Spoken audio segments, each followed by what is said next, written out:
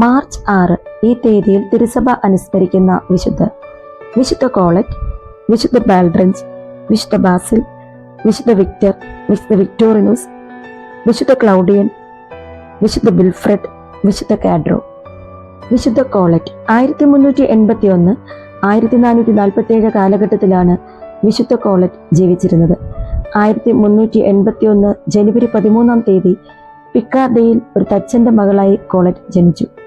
ബാല്യം മുതൽക്കേ സന്യാസത്തോട് അവൾ അത്യന്തം താല്പര്യം പ്രകാശിപ്പിച്ചുകൊണ്ടിരുന്നു. ആദ്യം ബെനഡിക്ടൈൻ സഭയും പിന്നെ ബെഗുവിൻസു സമൂഹവും പിന്നീട് പുവർ ക്ലേയേഴ്സിന്റെ സഭയും അവൾ പരീക്ഷിച്ചു നോക്കിയിരുന്നു. അവയൊന്നും ഇഷ്ടപ്പെടാതെ അവസാനം ഫ്രാൻസിസ്കൻ 3-ാം സഭയിൽ ചേർന്നുകൊണ്ട് ഏകാകിനിയായി പിക്കാർഡി ദേവാലയത്തിനരികെ ഒരു കുടിലിൽ താമസിച്ചു തുടങ്ങി. ഏകാന്ത സന്യാസ ജീവിതത്തിന്റെ കാലം കഴിഞ്ഞുവെന്നത് കണ്ട് കോളറ്റ് വീണ്ടും പുവർ ക്ലേയേഴ്സിന്റെ സഭയിൽ ചേർന്നു. മാത്രമല്ല വിശുദ്ധ ഫ്രാൻസിസ് അസീസി അവൾക്ക് കാണപ്പെട്ട് പുവർ ക്ലേയേഴ്സിന്റെ സഭ നവീകരിക്കുവാൻ ആവശ്യപ്പെട്ടുവെന്ന് പറയുന്നു. പാപ്പൽ പിളർപ്പിന്റെ സമയത്ത് ഫ്രഞ്ചുകാർ അംഗീകരിച്ച പീറ്റർ ഡി ലൂണയുമായുള്ള ഒരു സദസ്സിൽ ബെനഡിക്ട് 13-ാമൻ മാർപ്പാപ്പ അവളുടെ ദൗത്യത്തെ അംഗീകരിക്കുകയും അവൾ പരിഷ്കരിക്കുന്നതായിട്ടുള്ള ഏതൊരു കോൺവെന്റിന്റെയും മേലധികാരിയെ നിയമിക്കാൻ തയ്യാറാവുകയും ചെയ്തു. 24 വയസ്സുള്ളപ്പോൾ വിദ്യാഭ്യാസമില്ലാത്ത കോളറ്റ് ഫ്രാൻസിലെ എല്ലാ ദരിദ്ര ക്ലെയർ വീടുകളും സന്ദർശിക്കുവാൻ പുറപ്പെട്ടു. വ്യാപകമായ അവഹേളനവും എതിർപ്പും അവൾക്ക് നേരിടേണ്ടി വന്നു. എങ്കിലും 17 പുതിയ കോൺവെന്റുകൾ സ്ഥാപിച്ചു. സെയിന്റ് ക്ലെയറിന്റെ പ്രാകൃത ഭരണത്തിന്റെ കടുത്ത ദാരിദ്ര്യം മറ്റു പലതിലേക്കും പുനഃസ്ഥാപിക്കുകയും ചെയ്തു. പ്രാഥമിക നിയമങ്ങളുടെ കാർക്കശ്യത്തിന് യാതൊരു കുറവും വരുത്താതെയാണ് കോളറ്റ് എല്ലാം അനുസരിച്ചു പോന്നത്. നിരന്തരമായ പരീക്ഷണങ്ങൾ അവൾ അനുഭവിക്കേണ്ടതായിട്ട് വന്നു.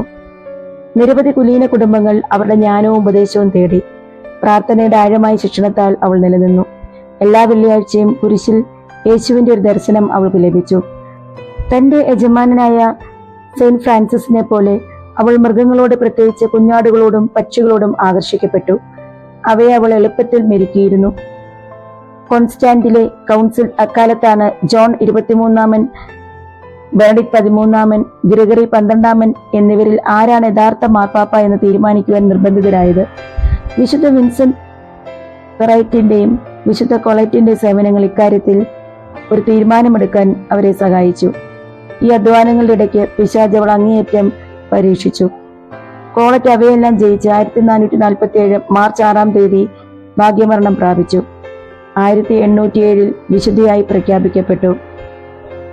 വിശുദ്ധയായ കോളറ്റ് ഈ ലോകത്തുള്ള എല്ലാ മിഷണറി പ്രവർത്തകർക്ക് വേണ്ടിയും നിരന്തരം പിതാവായ ദൈവത്തോട് മധ്യസ്ഥം വഹിച്ച് പ്രാർത്ഥിക്കണമേ.